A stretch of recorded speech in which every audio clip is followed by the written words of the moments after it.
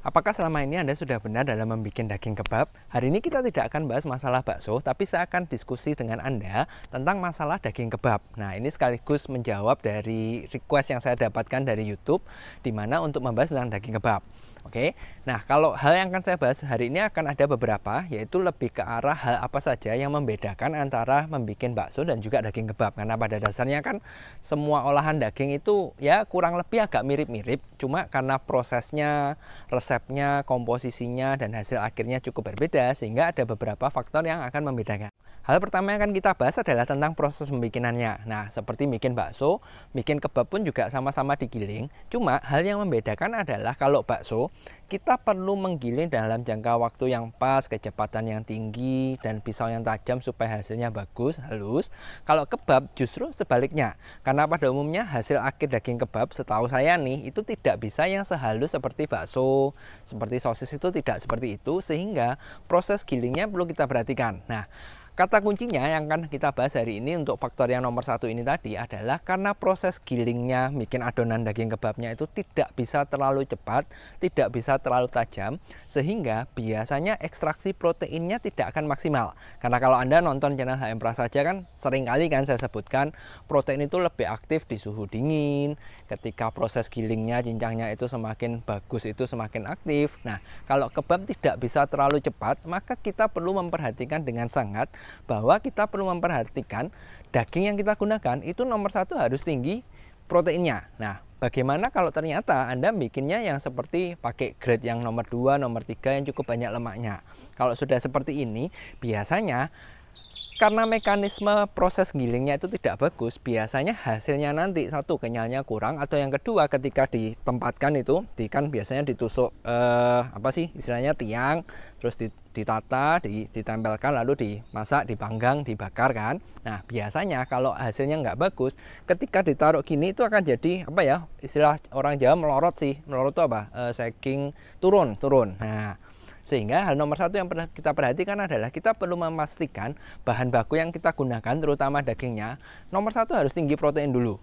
Memang sih secara minusnya pasti secara harga akan cukup tinggi, sehingga kita mungkin hal yang bisa dilakukan adalah mengatasi dengan menggunakan seperti Meat Replacer M100F. Ini sangat membantu karena satu, teksturnya dia seperti daging, proteinnya cukup banyak, dan untungnya dia tidak mengandung lemak, sehingga kalau dibilang untuk masalah saggingnya tadi, untuk turunnya itu dia seharusnya bagus.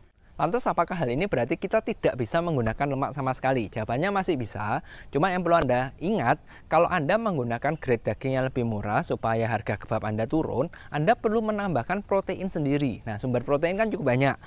Cuma yang optimal, yang efektif kalau bikin kebab menurut saya adalah serbuk protein M100FT atau ISP. Kenapa saya tidak merekomendasikan putih telur? Karena jawabannya gini, satu, protein dari putih telur sendiri tidak optimal, apalagi kalau kita bandingkan dengan ISP dan M100FT. Dan yang kedua, karena sifatnya dia sendiri adalah cairan, putih telur kan cairan, sehingga khawatirnya hasil adonannya tadi cuma kental tapi tidak cukup padat.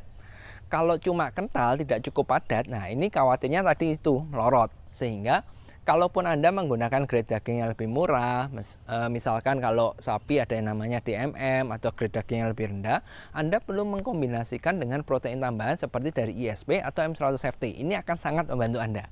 Hal yang kedua yang perlu Anda ingat adalah kembali masalah menatanya kan melorot tadi. Kok melorot sih, bahasa Indonesianya adalah turun. Nah, kalau sudah seperti ini, berarti kita butuh bahan tambahan pangan yang untuk membantu supaya teksturnya dia tetap terjaga bagus. Dalam arti gini, ada beberapa bahan yang sifatnya itu mengentalkan tapi tidak mengenyalkan. Dalam arti, misalkan nih, Anda memakai, gini deh, Anda bikin adonan kebabnya, kelihatannya kok kurang kental ya, kok kurang padat, Anda tambahkan tepung. Nah, banyak orang merasa ketika menggunakan tepung dalam jumlah yang banyak, adonannya jadi lebih kental. Harapannya dia tidak sagging, jadi dia tidak turun ketika kebabnya ini ditaruh di tiangnya itu. Padahal untuk bahan-bahan yang sifatnya mengentalkan seperti ini, itu tidak menjamin adonan Anda tidak turun. Karena prinsipnya kita butuh adonannya cukup kental ya supaya gampang dibentuk, dan yang kedua kita perlu memastikan supaya ini tetap terjaga. Nah, bahan-bahan seperti ini Berarti yang harus kita pertimbangkan, kita tidak boleh menggunakan banyak bahan yang hanya mengentalkan tapi tidak mengenyalkan. Jadi kayak misalkan seperti tepung, kemungkinan Anda perlu membatasi takarannya supaya tidak berlebihan sehingga hasil adonannya itu tidak melorot ketika dipanggang tadi. Ada beberapa bahan yang bisa membantu untuk prosesnya tidak cuma mengentalkan, tapi juga bisa menjaga teksturnya itu stabil. Yang pertama, Anda bisa menggunakan protein seperti ISP atau M100FT tadi. Selain dia membantu untuk menjaga lemaknya lebih bagus, tidak terlepas, dia membantu untuk kenyal, dia juga akan membantu adonannya terasa lebih kental dan juga stabil di tiangnya.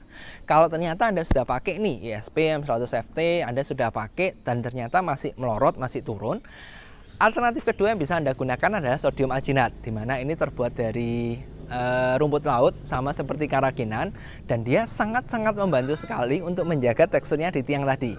Kenapa kok saya tidak merekomendasikan karagenan KRI 02 seperti biasa? Nah, jawabannya karena gini, karagenan dia bisa mengikat cairan, dia bisa membantu teksturnya lebih bagus, tapi dia baru aktif ketika dia dimasak. Dalam arti, kalau kita sudah kena panas, baru dia bereaksi, baru efektif. Padahal kalau kita ngomong kebab, justru kita perlu dia sebelum dipanaskan itu dia sudah stabil di tiangnya supaya tidak turun. Jadi ketika dipanggang itu bagus.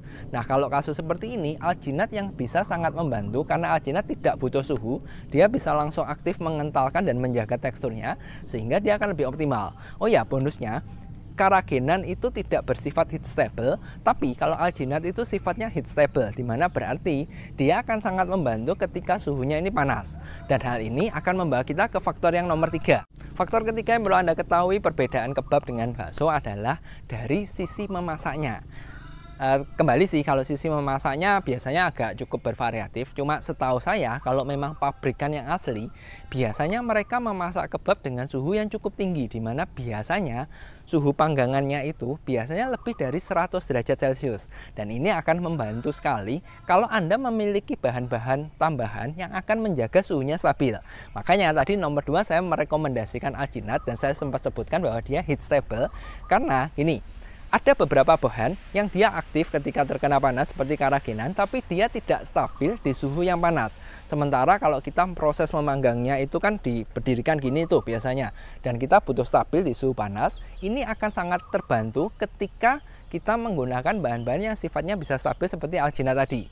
Nah, selain menjaga teksturnya bisa lebih stabil, suhu yang tinggi yang bisa ditahan itu akan sangat membantu di masalah susut. Nah, ini sangat penting kalau Anda pabrikan, karena kalau misalkan nih hasil adonannya 1 kilo terus ketika selesai dimasak ternyata susutnya banyak, kan jadi rugi.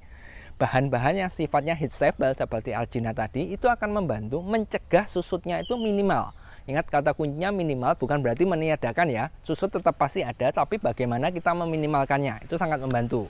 Selain alginat, ada beberapa bahan lagi yang bisa membantu, yaitu yang pertama yang sudah saya sebutkan juga, yaitu M100FT. Kali ini saya tidak merekomendasikan ISP. Kenapa? Karena ada kandungan di M100FT yang sifatnya itu juga heat stable, dimana ini keunggulannya M100FT dibanding ISP. Jadi kalau dua-duanya sama-sama fungsinya mirip-mirip, sama-sama basicnya protein, kalau ISP dia tidak ada bahan yang sifatnya heat stable, tapi kalau M100FT dia memiliki bahan yang bisa membantu heat stable, sehingga ya kembali, susutnya tadi diharapkan bisa seminimal mungkin. Oke, itu selain dari M100FT, alginat, bahan yang ketiga yang perlu Anda perhatikan, tepung yang Anda gunakan sebisa mungkin sebaiknya Anda cari yang tepung yang modified. Dalam arti gini, tepung kan macamnya banyak tuh, ada tapioka, ada sagu, ada maizena atau tepung jagung dan sebagainya, dimana sebenarnya ada yang sifatnya native dan ada yang modified.